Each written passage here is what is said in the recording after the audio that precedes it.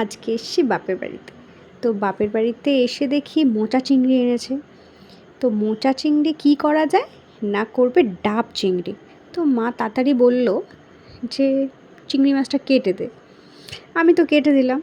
তারপর মা ভালো করে এর মধ্যে নুন, হলুদ, লঙ্কার গুঁড়ো, তেল দিয়ে ম্যারিনেট করে ভেজে নিয়েছে।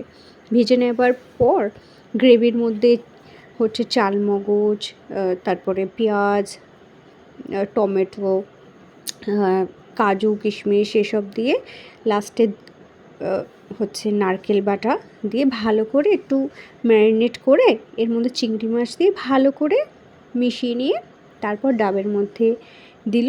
ডাবের মধ্যে দেওয়ার পর ওটা ভালো করে সিল করে দিল। সিল করে দেওয়ার পর নামিয়েছে। ওফ, স্মেলটা যা আসছিল না, তারপর ঝটপট করে খেতে বসে পড়লাম।